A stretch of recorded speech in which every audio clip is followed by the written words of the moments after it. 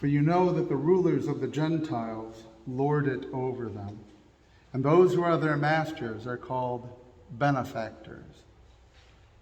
It's interesting because it speaks not only to the nature of earthly power, but of heavenly power. Yes, in this world, of course, power drives people to madness, and madness drives people to power.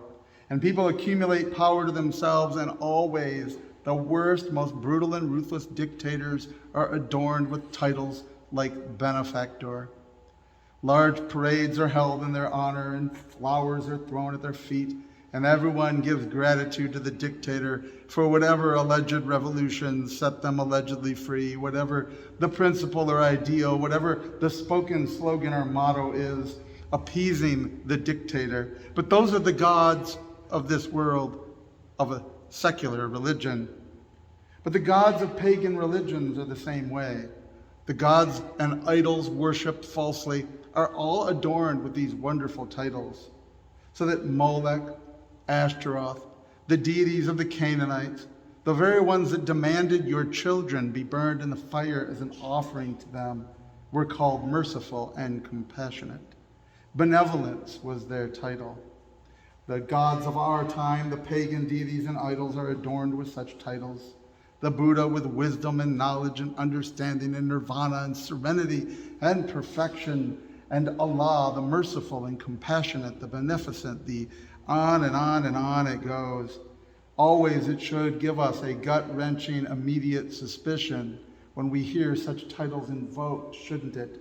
Because our worldly experience, both religiously and secularly, is that always these titles are accumulated by people who deserve them the least. And so on it goes. Even within the churches which are corrupt and have abandoned the doctrine of Jesus Christ, they have the wherewithal to give themselves such fanciful titles as the servant of the servants of Christ, or the vicar of Christ, etc., etc. Because this is the manner in which humans accumulate power, and which the false gods of Satan accumulate power.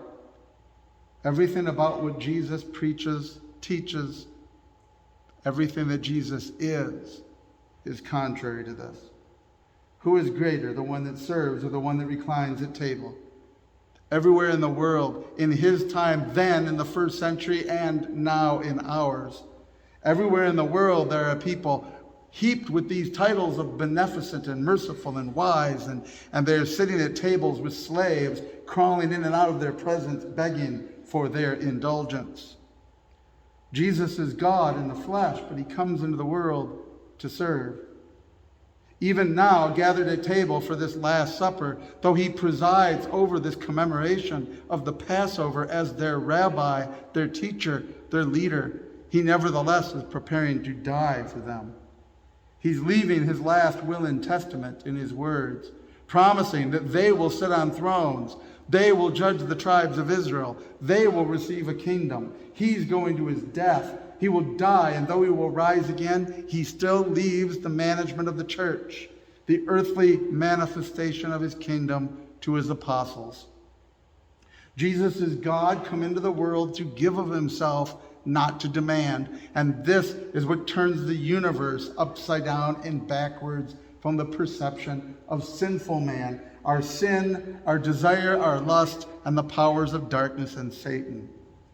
Satan longs for a universe with him at the top, where everybody crawls into his presence, throws flowers at him during a parade, and calls him the beneficent and the merciful.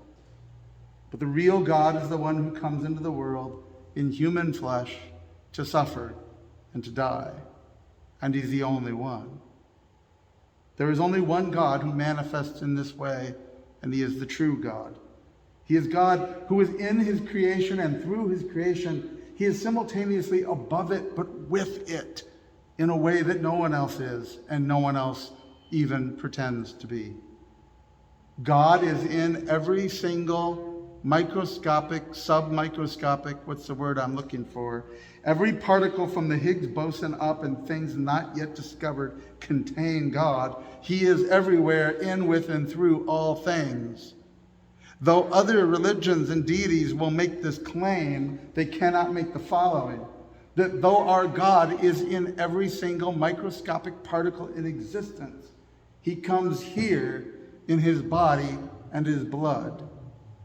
He is with us in a unique and personal way, something we do not have to find through an electron microscope or through a telescope in deep space.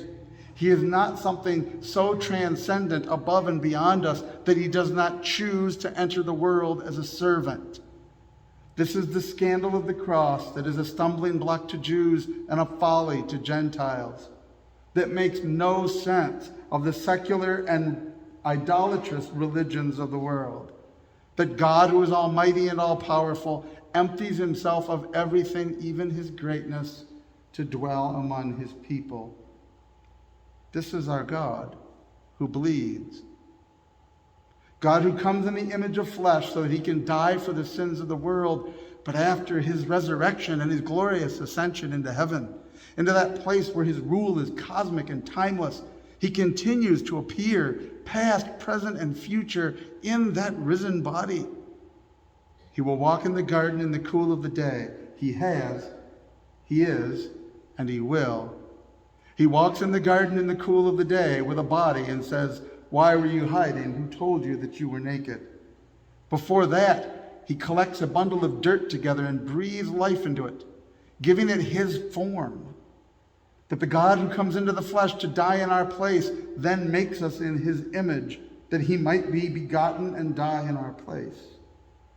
The God who wears flesh and is flesh, not a masquerade, not a mask, not a pretense, not a Trojan horse, not a messenger, but a complete fusion of a God who is both material, he is matter, he is flesh, he is blood, and he is spirit, and he is power. He is infinite and he is finite. He who is capable of being all things comes into our presence to give himself to us. Oh, any idol of the ancient world, even the golden calf completely manufactured by the faithless Israelites, can be claimed to have delivered you from bondage. But only our God walked into Egypt and bit by his own fist pummeled the idols of Egypt into the dirt, destroying them by his plagues, revealing their impotence. Only our God can be in the power of a staff that separates the sea and crashes it back in again on his enemies. Only our God can be with his people in the desert, not in some transcendent, infinite way, looking down on them from afar, but with them and knowing their grumbling, their misery, their hunger, and their suffering. Only our God comes into the flesh to spill his blood into a cup, to put his body on a plate, to deliver himself unto us, to graft himself literally into us.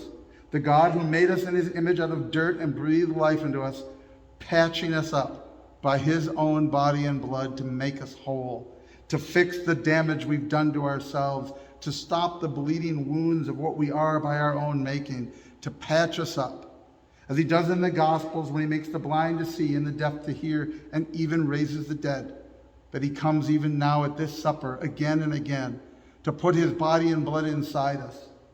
The infinite and eternal bandage, no, the grafting, the replacement, that which leads to transfiguration, the God who has made us in his image that we might become like him again. That the gospel is nothing less than this, that God becomes man so that men might become God.